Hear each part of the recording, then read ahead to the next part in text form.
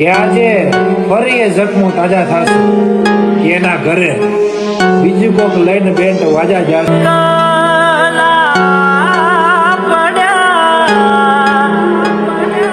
હર કોઈની જિંદગીમાં એવું થતું હોય કે કોઈ આપણે તૂટીને વિખરાઈને જ્યારે છોડી જાય છે ને ત્યારે કોઈક વ્યક્તિ આવે